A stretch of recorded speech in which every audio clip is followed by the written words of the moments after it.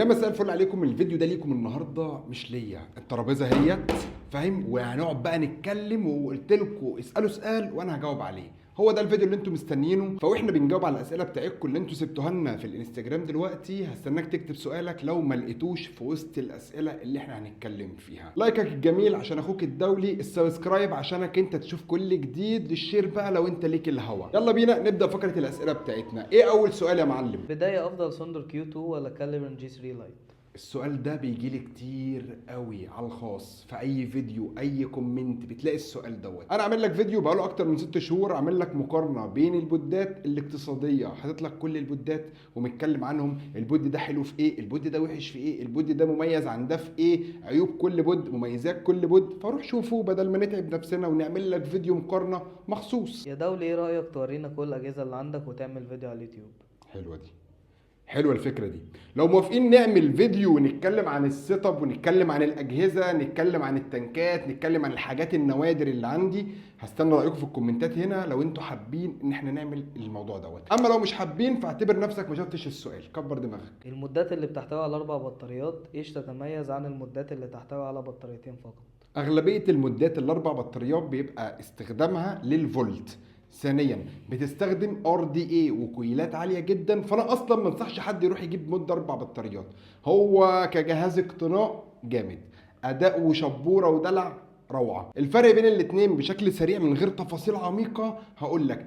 يا ابو 4 بطاريات ده ممكن يشغل معاك 300 واط 400 واط، اما يا ابو بطاريتين انا شفت اقصى حاجه كان تقريبا 220 واط. فاصلا مين هيطلع بمستوى الليفل الوات دوت عشان يشرب؟ مين؟ مفيش حد. فانا لسه على مبدئي وبقول لك ما تروحش تجيب مود 4 بطاريات لو انت مش غاوي اقتناء، لو انت مش فاهم يعني ايه كويلات، لو انت مش هتعرف تظبط الكويل اللي تشرب على فولت معين او على مستوى وات عالي. بص الموضوع كبير شويه، لو انت مش غاوي قوي ما تروحش للحته دي. إيه هو أفضل جهاز واط عالي يستحق الشراء؟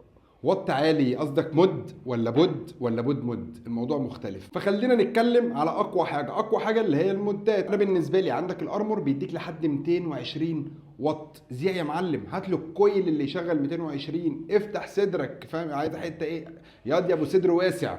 مين بقى يشرب على اقوى واط؟ مش فارقه والله العظيم يا جدعان. اهم حاجه تشوف انا بحب ايه، عايز اشرب ايه، ايه النسبه اللي انا محتاجها او جسمي محتاجها، فبعمل له سن التشبع. شغل الاوفر شغل انا معايا اقوى حاجه، انا معايا اجمد حاجه، مش هتاخد بطل العالم خلي بالك. إيه الفرق بين المود والبود والبود مود والبود سيستم؟ يا خرابي، ده عايز له فيديو لوحده يا اسطى. المهم البوت سيستم كله هو معمول لاستخدامك للنيكوتين العالي عشان تقلع عن السجاير، وهو اساسه معمول للام تي ال مش للار دي ال. حتى بقى في دلوقتي شركات بتنافس بتعمل لك حاجه 35 واط 40 واط. لا هو الموضوع اصلا مبني على استخدامك للسلط او الليكويد الفري بيز ال 50 50، مش معمول ان انت تستخدم عليه ليكويد دي ال، مش معمول ان انت تعمل شبوره، مش معمول للكلام ده كله. اما البود مود فهو معمول لاستخدامك الام تي ال وللدي ال، بس الدي ال فيه على صغير شويه. ماكسيمم في البود مود هتلاقي مثلا 80 واط، زي مثلا الارجوس برو 2. انا برشحه لاي حد حاليا بيفكر يجيب جهاز بود مود او عايز حاجه بديل للشيشه بسعر اقتصادي. فهو البود مود يعتبر فئه اقتصاديه للمود والتانك الاجهزه الكبيره. اما المود والتانك هي جهاز بيجي بتركب له بطاريات خارجيه بتستخدم عليه وات اعلى، ممكن كمان تركب له تنكات خارجيه، هيبقى اداؤه اكتر من رائع. وانا بفضل الموضوع ده، انا بفضل الفئه دي قوي. ليه بتنفخ في التانك قبل ما تشرب منه؟ السؤال ده يا جدعان انا تعبت منه بامانه والله. انا اولد سكول، انا من ناس زمان اللي كنا بنفيب، كنا بنروح نجيب سلك فاهم ونقعد نلف وقطر مش عارف 26 28 ونقعد بقى نلف السلك ونحنتف في السلك. ما كانش فيه التطور بتاع الكويلات بتاع دلوقتي. الكويل بتاع دلوقتي انت اول ما بتسحب بيديك استجابه سرعه قويه، انما انا بعمل كده عشان انا متعود على الموضوع القديم. احنا كنا بنعمل الحركه ديت عشان نسخن الكويل، عشان ما نشربش مثلا ايه نفضل نسحب كتير ولسه الكويل ما سخنش. لا احنا بنسخنه في الاول وبعدين نبدا نفيب. هو ده السبب الاساسي. واتكلمت في الموضوع ده قبل كده خلي بالكم في الريفيو بتاع الجهاز الهيل 200 بتاع هيل فيب المود. انت قايل برضو ان هو بطيء في استجابته شويه، وانا دي مش مضايقاني لان انا اولد سكول وبحب اعمل الحركه دي. كنت شارح الموضوع برضو في الفيديو القديم. فاللي سائل السؤال ده هو متابع جديد فمش عارف التفاصيل او ما اتفرجش على الفيديوهات القديمه بتاعت اخو الدولي. أفضل طعم ليكويد بتحب تشربه في الشتاء وفي الصيف؟ انا كيف مخبوزات، انا بعشق التباكوهات، اديني في الكريمات. كل ده بالنسبه لي انا بشرب فواكه وكل حاجه، بس دول انا ميال ليهم بشكل اكتر، بحب اشربهم بشكل مستمر. التباكوهات والمخبوزات الريسبي او المكونات بتاعت الليكويد بتبقى كتيره جدا، لذلك لو خدتوا بالكم انا في اغلبيه فيديوهاتي بحب اشرب على RDA اللي هو الدريبر، اللي هو بنقط له ليكويد عشان اخد فليفرات اعلى اوضح، باخد سروت هيت قوي، باخد حاجات كتير. انا بالنسبه لي عاشق للتباكوهات اساسي هي والمخبوزات، يعني مش عايز اقول لك ده رقم واحد وده رقم اتنين، الاتنين بالنسبه لي زي بعض. ايه احسن بود جربته؟ احسن بود جربته هو كل اللي جربته كويس، كل اللي انا اتكلمت عنه في القناه هنا هو معتمد، عجبني شخصيا، ابهرني. كل بود مميز في حته، في بود مميز في شاشته، في بود مميز في الملمس بتاعه، في بود مميز في الكارتش، في بود مميز في السرو هيت، بود مميز في سرعه استجابه السنسور، عندك بود مميز تاني في مستوى الفليفرات اللي بيطلعها لك من الكارتش بتاعه. كل اللي انا اتكلمت عنه في اي فيديو على القناه هنا اعتمده وانت مغمض. حاجات ما اتكلمتش عنها ولا تروح تشتريها، ما تعتمدهاش. اي حاجه اتكلمت عنها هي معتمده، جربتها وعجبتني وطلعت اتكلمت عنها. انا ما بحبش اطلع اتكلم عن حاجه بشكل وحش. لو انت مثلا عندك 200 ريفيو على القناه، انت عندك 200 زيهم ما اتكلمتش عنهم، ما حبيتهمش، ما ادونيش، ما خلونيش ابقى مبسوط. في جهاز جي 3 برو بقى يقرا ال 0.9 بيقراه 1 و2. حلو السؤال ده، كذا حد بعت لي المشكله ديت بتبقى نابعه ان ممكن يبقى في كارتجات مضروبه، او انت عندك مشكله في البنات، فدي بتخلي القرايه غلط للجهاز. فده مبني على ايه، او المشكله دي مبنيه على ايه؟ مبنيه على عدم التنظيف المستمر. ايا كان معاك، ايا كان نوع الكارتج، بيليك ما بيليكش، كل يوم ترفع الكارتج تنظف من تحت يا معلم وتقفل تاني كل يوم، حتى لو ما فيهوش حاجه. ممكن سن التعريق بسيطه تعمل لك ماس تخلي المشكله زي دي تحصل، او مشاكل من النوع ده كتير. او الاجابه ديت على بودات كتير، مش البود ده بس، لان في مشاكل زي ديت بتحصل في بودات تانية كتير. مفيش ليكويد فري بيز سوبر كول زي السولت. احنا بقت عندنا موضه في مصر دلوقتي اي ليكويد يعمل لك سوبر كول، DL MTL فري بيز صل. انا ما بحبش الفكره دي عموما، يعني فكره الايس الاوفر او السقعه في النفس دي مش حلوه. اولا بتفصل لك او بتقلل لك مستوى الفليفر في الليكويد، ده رقم واحد. رقم اتنين بتأثر عمر الكارديش. رقم تلاتة ما بتحسش بكمية النيكوتين اللي انت بتدخلها جسمك، فممكن تشرب وانت مش حاسس انت بتعمل ايه. انما لما بتشرب حاجة نفسها دافي، بتبدأ نفسين تلاتة بتاخد السروتيت التمام، بتركن الفيب بتاعك. انما الايس بيخليك تفقد حاجات كتير قوي، وده بيسبب كتر الشرب الكتير وانت مش حاسس بالثرو هيت وتوصيل النيكوتين، هيسبب لك سكتة دماغية فيما بعد. وتيجي بقى تقول ده الفيب بيسبب مش عارف ايه، الفيب بيعمل مش عارف ايه، ملوش لازمه. ايه الاحسن، البرو 2 ولا الاس كيو برو؟ البرو 2 والاس كيو برو فرق بينهم 100 ملي امبير. شوف انت اصلا قبل ما تعمل مثلا مقارنه بين الجهاز ده او الجهاز ده، شوف الستايل اللي انت حابه. هل انت حابب تلبس بود بيتعلق ومربع وشياكه، ولا انت حابب بود قلم كده تحطه في جيبك وتطلعه وتفايب وتعمل؟ انت من هنا تبدا تحدد. الاتنين بيستخدموا نفس الكارتج، الاتنين فرق بينهم والبطاريه مش واو، يعني الاتنين مشابهين جدا لبعض. انا عن نفسي بحب الاثنين، مش هقدر اقول لك روح حد ده او روح حد ده، لان ده ليه اوقاته بالنسبه لي وده ليه اوقاته بالنسبه لي. فشوف انت اللي يناسبك كمبدئيا كاستخدامك لجهاز هيفضل معاك 24 ساعه، انت حابب انهي ستايل فيهم. ايه افضل انواع البطاريات لجهاز الفيب بلس؟ ايه تأثير الفي جي والبي جي على تجربة الفيب؟ دول سؤالين بفيديوهين، يعني دول سؤالين نعملهم فيديوهين. انا مش عارف في سؤال واحد اللي هو ايه، اكسب مش عارف ايه يا عم الاسئله دي. عموما يعني موضوع افضل بطاريات الفيب، بصوا احنا ممكن نعمل فيديو نتكلم فيه عن ازاي تختار بطاريه بتاعتك، بس انا عايزك لو انت بتشرب DL فركز في الكلام اللي مكتوب على البطاريه، تختار حاجه CDR فيها يكون عالي. لو انت بتشرب MTL فالCDR يكون في المظبوط ماكسيمم مثلا 25A. موضوع عميق شويه، في شغل في الكهرباء وتفاصيل واساسيات والموضوع كبير، خلينا نتكلم عنها في فيديو تاني مخصوص، موضوع ازاي تختار البطاريه المناسبه.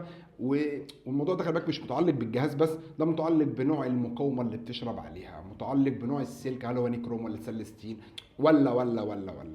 فموضوع اختيار البطاريه مش كلمه ورد غطاها. كل البطاريات هتشتغل على كل الاجهزه، زي كل انواع البنزين بتشتغل على كل العربيات، بس هل بنزين 80 هيديك نفس كفاءه 92 نفس كفاءه 95؟ مفيش الكلام ده. فالبطاريات لازم تختار البطاريه المناسبه للجهاز بتاعك عشان يديك اقوى اداء، بس كده. ايه افضل MTL كيت بالنسبة لك؟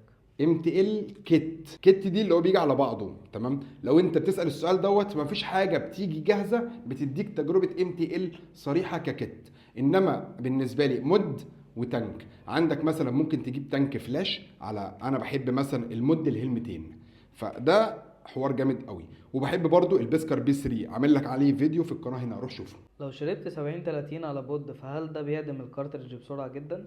لو بتشرب على مقاومه 0.4 فده مش هيأثر، انما لو بتشرب ليكويد تركيزه اتقل من الكويل اللي راكب فده مش لطيف، ده هيأثر عمر الكارتج. مثلا اللي بيشرب ليكويد دي ال 70-30 هتيجي تشرب مثلا على مقاومه 1.2 على 1 على 0.8، ده هيأثر لك من عمر الكارتج، لان عندك الليكويد تقيل، الفي جي اتقل، فلما اتقل فمش هيجري، او سرعه جريانه في القطنايه والكويل مش هتبقى مظبوطه 100%، فده هياثر عليك في ايه يا معلم فيما بعد؟ ان الكارتج هيتحرق بسرعه. فالليكويد الدي ال 70-30 او الثلاثه نيكوتين بالظبط ما فيهوش الثرو هيت اللي انت محتاجه، فمش هتحس ان انت بتشرب، فهتفضل دب دب دب دب، مش هياثر معاك في حاجه. رقم 2، خد دراي هيت يا معلم، كارتج يتحرق اسرع. فهم الشركات عملت لك كارتج 0.4 لاستخدام دي ال صريح او ار دي ال صريح، اللي استخدم عليه نفس الليكويد، مختارين لك نوع قطن مختلف، سرعه جريانه اجمد. عندك الكويل اللي راكب متقبل ان هو ايه، مختلف عن الكويل اللي راكب في 0.8. فاحنا مش هنصح من الشركات عشان اي كارتج نشرب عليه اي ليكويد، والموضوع ده خلي بالكم احنا هنعمل له فيديو مخصوص ازاي تختار الجهاز بتاعك قريب قوي من سلسله الفيديوهات اللي احنا بنعملها لتوعيه اليوزر. مين احسن من ناحية الفليفر والنيكوتين، بيسكر بي 3 ولا سايرن 4؟ حلو قوي السؤال ده. انا مش هقول لك التانك الفلاني احسن من ناحيه النيكوتين والفليفر ومش عارف ايه، الموضوع كله متعلق على الاساس. ايه هو الاساس؟ الكويل والوكايه. ممكن اجيب لك اجمد تانك او نفس التانك معاه اهو، ممكن يبقى معاك تروح يا معلم تجيبه وتعمل له وكايه وتظبط الكويل واحلى كويل، بس مش عارف تظبطه صح، ولما تجرب هتلاقيه مختلف عن اللي معايا او مختلف عن اللي مع فلان او عن اللي مع علان. فمن هنا لازم تعرف اساسيات تركيب الكويل واختيارك لنوع الكويل المناسب ليك. اهم سر في الموضوع ده كله هو تركيبك للقطن. القطن ما ينفعش يبقى متدكك، القطن لازم يبقى مقصوص ومتهيش انه لامس الدك، لامس ارض التانك. لو لامس بس ارض التانك هيشرب ليكويد بشكل اسرع. هي دي الميكانيزم بتاع كل التانكات بلا استثناء. اللي ينفع تدكك فيه القطن هو تانك واحد، الار دي اي، او تانكات فئه الار دي اي اللي هي الدريبر، بتنقط بتملاه ليكويد وبتشرب يا معلم، هو عايم في الليكويد. كل باف ب 12 نيكوتين ولا بتتحسب ازاي، بلس طريقة للوكاية بتاعة التانك بتاعك؟ انا لسه متكلم عن طريقه الوكايه، ده موضوع مش هنتكلم فيه. اما بالنسبه لنسبه النيكوتين هي 12 مللي على ال 100 مللي، يعني ازازه 100 مللي هي فيها 12 مللي، انت تشرب 30 فيها 12، بس 12 دي مش من الازازه ال 30، لا هو ال 12 ديت على ال 100 مللي. فهمت الموضوع ماشي ازاي؟ ملوش علاقه خالص، مش كل 30 مللي فيها 12 مللي، لا هي ال 12 مللي على ال 100 مللي عموما. ايه احسن تانك ار تي اي ولا تانك عادي من ناحية عمر الكويل واستهلاك البطارية واستهلاك الليكويد؟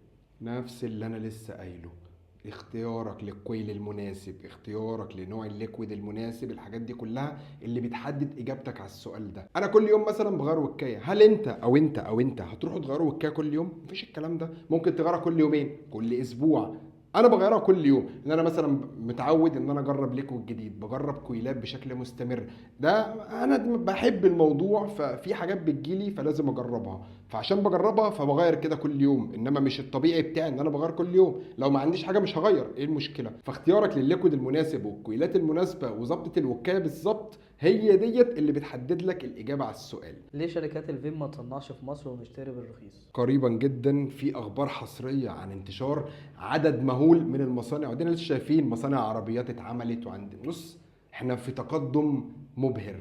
قريبا اتك على الصبر هتتفاجئ، مصر هتصنع حاجات انت ما تتخيلش ان احنا بنصنع الكلام ده اللي كنا بنستورده، وكنا كنا بندفع دم قلبنا. دلوقتي الحاجات دي كلها بدأت تتعمل في مصر. ايه اغرب جهاز جربته؟ بص الجهاز ده انا مش ناسيه، بص سالتني هجاوبك بسرعه بنت جنيه. الجهاز دوت كان غريب قوي، هو التانك انا عارفه، كان تانك اسمه داني في 3، داني الفيرجن رقم 3، ده من شركه اسمها سيلفر كرافت، ده تانك ار دي اي بس ملوش تاني، ملوش منافس، ده رقم واحد. المد بقى كان اغرب مد بالنسبه لي، كان واحد عامله هاند ميد، كان معمول ب 24 بطاريه، مد كان طويل كده ب 24 بطاريه. طب انا جربت الكلام ده فين؟ كنا في معرض دبي سنه 23، كان مود وتانك ملهمش حل. فكرة الجهاز عجبتك جدا بس معرفوش يطبقوها صح. السؤال ده صعب.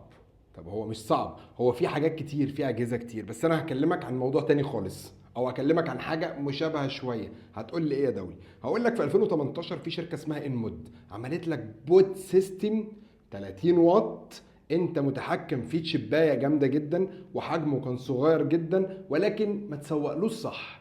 الجهاز ده في وقتها كان يبقى اقوى بود حصل في التاريخ. في بودات لحد 2020 و2022 كمان كانت لسه ما وصلتش الليفل ال 30 واط. الجهاز ده من 2018 بطاريه 1100 ملي امبير، عندك شحن تايب سي في 2018. انتوا سابقين فكركم شويه، وعايز اقول لك مش هم الشركه اللي سابقه الفكر، اللي سابق الفكر ابو فارس. ابو فارس صاحب اكونت فيب جيك، هو صاحب تصميم هذا الجهاز، هو اللي مصمم الجهاز ده للشركه دي. طبعا كان نفسي الجهاز ده ينتشر في وقتها، كان نفسي الجهاز دوت يعني يستمر، كان نفسي الجهاز ده يتباع ويحقق نجاحات عشان يبدا يتطور. فانا بتعجبني دماغ ابو فارس مش في الجهاز ده بس، ده في الله اكبر عليه، ليه منتجات كتير جدا في مجال الفيب او في الصناعه بتاعه الفيب بشكل عام. فانا اتمنى يعمل لنا تصميم جديد لبود على مزاجه، وانا في انتظار او متحمس لتجربه حاجه زي ديت مع شركه تكون مجتهده ان هي تقدر تنشر المنتج او عندها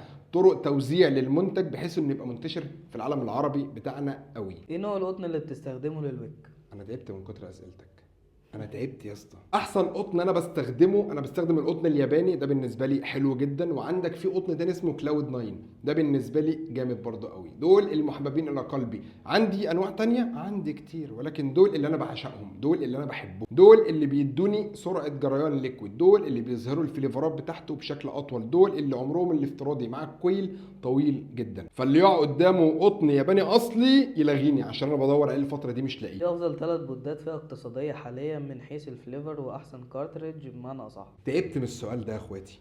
يا جدعان انا عامل لكم فيديو مقارنه البودات الاقتصاديه، جايب لك 3 بودات بينافسوا بعض في اصعب الظروف، حكي لك كل تجربه وكل مميزات في كل جهاز، كل العيوب. يعني الموضوع مش محتاج ان احنا نسال فيه، فاعمل سيرش في القناه. اليوتيوب عندك هو يعتبر مرجع، مش يعتبر لو انت ايه فيديو يومين وبيروح. انت بتكتب اسم المنتج في اي وقت رايح تشتريه هتلاقي له الريفيوهات بتاعته، فاحنا عاملين لك فيديو زي دوت تروح تتفرج عليه. ايهما افضل، كويلات الجاهزة ولا كويل القطنة الريبيلد بمعنى اصح؟ تمام. بص هما الكويلات كلها كويسه، بس انا بفضل او انا بحب الكويلات الريبيلد. ليه؟ كويلات هاند ميد معموله، او انت بتختار الكويل بالمقاومه بنوع السلك اللي بيديك اقوى فليفر، بيطلع لك اقوى ثرو هيت منه. حاليا بقى في شركات كتير بتعمل كويلات سب اوم او كويلات جاهزه جامده جدا، منهم فوبو هي رقم 1 في 2024، بل هتبقى في 25 برضو افضل شركه عامله كويلات جاهزه. الكويل عمره الافتراضي 100 مللي ليكويد، انا شارب عليه 120. الفليفر قل بعد 60 70 مللي بالظبط ليكويد. ف واو هل كويل جاهز هيديني كل الكلام ده؟ مش موجود. ففي ناس بتحب الحته دي وفي ناس بتحب الحته دي. فاللي عايز اجهزه او تنكات بتستخدم كويلات جاهزه، فعندك اي جهاز بيستخدم كويلات بي ان بي اكس تبع فوبو روح اشتريه وانت مغمض. ايه الاجهزه دي يا معلم؟ دراج اس 2، دراج اكس 2، ارجوس برو 2، في حاجه اسمها اي 40 ده ما نزلش مصر، عندك الدراج 5، عندك الجديد اللي لسه نازل الريفيو اللي جاي ان شاء الله، دي حصريات ليكم، الاي 120 فينشي، الفينشي اي 120 ده بيستخدم كويلات بي ان بي اكس. عندك السبارك ال100، عندك السبارك 220، كل دي لسه اجهزه لسه ما نزلتش من فوبو، دي حصريات اقسم بالله. ايه احسن، سنتاروس ام 200 ولا ارمور ماكس؟ الاتنين جامدين، الاتنين جامدين قوي، بس هتيجي تقول لي انت بتفضل ايه؟ انا بفضل مثلا التانك اللي يركب عليه تنكات قطرها 30، السنتاروس اخره 25 او 26 بالظبط تقريبا. الاتنين بيركب عليهم التانك في النص. تعالى بقى لو انا ركبت اللي هو التانك بتاعي اللي هو ال 30 مثلا الاصغر ده على البامبر وركبته عليه، تحس ان هو حاجه شاذه طالعه من الموضوع كده مش لطيفه. لا انا بحب الارمور عشان فيه الحته ديت، ده رقم 1. عندك بقى الاتنين نفس الضربة، الاتنين نفس توفير البطارية او نفس استهلاك البطارية، عندك الاتنين نفس سرعة الشحن، عندك الاتنين نفس الاداء. شوف انت مختار او حابب انهي ديزاين بشكل اكتر، او شوفه هيليق على شخصيتك او الديزاين ذات نفسه هيليق معاك او هتحسه ولا في البلح منه. ايه رايك في سحبات تاج بوت، وهل ممكن في المستقبل بنشوف تطور منهم؟ تاج بوت من الشركات اللي ابدعت في اختيارها للكويل مع الديسبوسيبل بتاعها. التاك بوت 12000 باف عاملينه دويل كويل، بيدي سرعه استجابه على النظام النورمال وسرعه استجابه اكتر على البوست او على الباور. عندك يعني الموضوع جبار. شركه تاك بوت انا ما كنتش بعترف بيها زمان، اما حاليا بعد ال 12000 باف دوت اول جهاز ليهم عجبني. جالي منهم اجهزه قبل كده قلت لهم الجهاز مش عاجبني محتاج تعديل، هطلع اتكلم عن عيوبه، قالوا لي لا شكرا ما تتكلمش، احنا هنعمل لك حاجه ولما نعمل حاجه كويسه جدا بالمواصفات بتاعتك هنبعت لك. لذلك انا ما اشتغلتش مع تاك بوت او ما عملتلهمش ريفيو غير مؤخرا. وشفنا برده الجهاز بتاعهم اللي هو الار دي ال او الدي تي ال اللي هو الرويال، برده هتلاقي الريفيو ده على القناه وهتلاقي الريفيو بتاع ده على القناه. اختيارهم للكويلات مناسب قوي، اختيارهم لانواع الليكويد والتركيز بتاع النيكوتين عالي عالي عالي عالي. فاللي جرب حاجه فيهم يقول لنا بقى رايه في الكومنتات كده ودلعونا. ايه الطعم بيبقى احسن في الليكويد الدي ال عن الام تي ال؟ ملهاش علاقه. ممكن تشرب ليكويد سالت مثلا ام تي ال بس تلاقي الفليفر فيه فشيخ. ممكن تشرب من لاين معين فليفر انت بتحبه يديك الايحاء او يحببك في الليكويد الام تي ال بشكل اكتر. ملهاش علاقه. ممكن تشرب ليكويد دي ال خفيف الفليفر فيه مش ظاهر، ممكن تكون انت مش ظابط وكايتك، بس في العموم هو يعني بنسبه 90% الكلام صح الدي ال، لان انت بتحرق ليكويد اكتر. فاهم قصدي؟ يعني انت لو ظابط وكايتك على الام تي ال وكايتك على الدي ال هتلاقي الفليفر بيظهر في الدي ال بشكل اكتر، لان انت قطن اكبر، كويل اكبر، بيشرب ليكويد بشكل اسرع وشكل اكبر، وكميه الدخان والكلاود اللي انت بتطلعها دي بتبقى جامده. فبالتالي انت بتحس بايه او هتاخد تجربه عامله ازاي. فلازم اقوى فليفر اقوى ثرو هيت. لذلك في الدي ال في مصر ماكسيمم نيكوتين في الدي ال 6. اقول لك على حاجه، انا بحب اكتر الدي ال اكتر من البودات واكتر من الام تي ال واكتر من الكلام ده. فيديوهات او اي حاجه هتلاقي معايا المود والتانك الدي ال. محتاجين جدول لمقاومة الكارتريج او الكويل، زي مثلا 0.4 بيتشرب عليه 6 نيكوتين وبتتشرب على 25 واط وهكذا في باقي المقاومات. تمام. الكلام دوت احنا اتكلمنا عنه في فيديو على الانستجرام، عملنا لك ريلز شرحت لك فيه كل مقاومه ايه الليكويد المفضل او الليكويد المناسب ليها. ده رقم واحد. رقم اتنين، عندك تحت كل كارتج مكتوب لك الوات المناسب للمقاومه ديت، 18 واط مثلا لحد 24، من 10 لحد 14، كل كويل مكتوب عليه. فانت ما تشربش اقل عشان ما تاخدش سبيد باك او تلاقي الليكويد بيطلع في بقك، وما تشربش اعلى عشان ما تاخدش دراي هيت او ما تاخدش حرقه الكويل ما يحرقش منك. انا بشرب 3 وكل فترة بشرب 50، الفترة الاخيرة شغال 50 بس وحرفيا بيجيلي صداع جامد جدا. اعمل ايه عشان اعرف اعدل الدنيا؟ قلل عدد بفضك، اتحكم في الفيب، ما تخليش الفيب اللي يتحكم فيك. يعني اشرب مثلا، او انت بتشرب دلوقتي 50 سم سي هنقول مثلا 300 بف في اليوم، اعتبر نفسك بتصرف كل يوم 300 جنيه مصاريفك الشخصيه. لو انت معاك 150 مش هتعرف تصرف، مش هتعرف تتحكم في مصاريفك. لازم تبقى انت المتحكم، ما تخليش الفيب تفضل تعلي تفضل تعلي تاخده زي البزازه، فمش هتحس بالنيكوتين او مش هتحس بتاثيره عليك. هو النيكوتين بيأثر، بيخش جسمك، ليه افكت على جسمك، ليه الكلام ده كله، بس استخدامك انت اللي خاطئ. نصيحه مني للناس كلها، احنا في رمضان ممكن تاخدوه خطوه للاقلاع او خطوه انك تقلل نسبه النيكوتين اللي بتشربها. انزل 50% مباشره. خد قرار، انا النهارده مش هشرب، يعني مثلا النهارده بشرب 300 بكره هشرب 150، تقعد اسبوع كامل تشرب 150 نفس. هتلاقي بعد كده بقيت تحس بالنيكوتين، بقيت محتاج تقلل النيكوتين. بتشرب 50 عايز تنزل لل 30، عايز تنزل لل 20، هترجع تشرب مثلا 150 تاني. شويه شويه عايز تبطل انزل على 150 شويه شويه. فاهم؟ هي قاعده كده او جدول خطوات للاقلاع. فلو اتبعتها او انتوا كلكم اتبعتوها اوعدكم انكم هتبطلوا فيب وكل حاجه بشكل سريع جدا. هل ينفع اشرب ليكويد دي ال على كارتريج 0.6 من اوكسفا نيكسلم؟ ينفع طبعا، ينفع على 0.6 الاكسلم او البود العادي او النكسلم اللي هو الدويل كويل. اصلا المقاومه 0.6 احنا اتكلمنا عنها 100 مره ان هي مقاومه مايعه، تمشي معاك في الدي ال شغال افتح الاير فلو، تمشي معاك في الام تي ال اقفل الاير فلو هتشتغل معاك ام تي ال. شوف انت حابب ايه وروح له، شوف انت حابب ايه وفي التجربه بتاعت الجهاز استعمل او جرب دي او جرب دي، شوف اللي يناسبك فيهم ايه. اما بالنسبه لكارتج النكسلم على نظام البوست انت 0.6 صح كده، لما بتفتح نظام البوست انت بتشغل كويلين، ف 0.6 و 0.6 هيبقى 0.3 وتشرب على 40 واط يا معلم. انت دي اللي يعتبر بشبه ايه 90%، مش هقول لك صريح بنسبه 90%. واصلا اللي عندك النفس او الكارتج واسع، فده مخليك حاسس اكتر او مستمتع اكتر بكميه الكلاوي، بتسحب نفس اطول. الديسبوسيبل هتوصل لايه، وخصوصا من بعد ما وقفت في اوروبا والشريحه اللي معتمده على الديسبوسيبل هتعمل ايه؟ سؤال جامد جدا. انا قلت لك ان في اوروبا وقفوا تصنيع الديسبوسيبل ذو الاستخدام المره الواحده، اللي هو في بطاريه وبتستخدمه مره واحده وبترميه.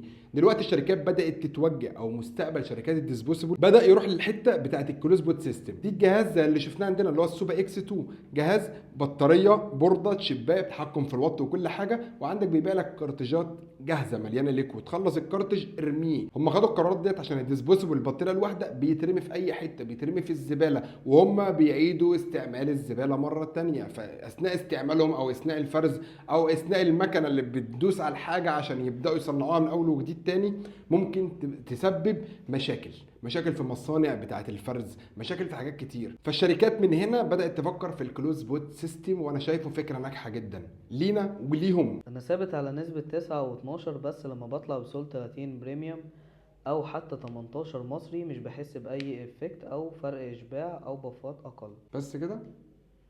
طب ما هو انت متعود او جسمك متقبل 9 و12 من لاين معين، ليه انت بتجود؟ ليه بتطلع للسلط؟ انت لما هتعلى بالنيكوتين هتبقى الواد اللي مفيش منه اتنين، الواد البطل اللي بيشرب كام نيكوتين. دي مش نصاحة. النصاحة انك بتشرب مثلا النهارده 12، بكره تشرب 9، بعده تشرب 6، بعده توقف خالص. هو ده الصح، او ده العدل بتاع استخدامك للفيب. بصوا احنا كده جاوبنا على اغلبية الاسئلة اللي جات لنا او اللي اتكررت بشكل مستمر. سيب كومنتك هنا او سيب سؤالك هنا عشان ينزل في الحلقه الثالثه. فاحنا هنختار من كومنتات الفيديو دوت اسئله الجديده، واتمنى اللي يتفرج على الفيديو ما يكتبليش نفس السؤال او نفس المواضيع اللي اتكلمنا فيها، ما يكتبهاش تحت، عشان ايه؟ مش هنفضل نعيد ونزيد. فاخوكم الدولي يمسي عليكم، بيقول لكم دمتم صادقين في حبكم، ويا رب افضل عند حسن ظنكم. سلام.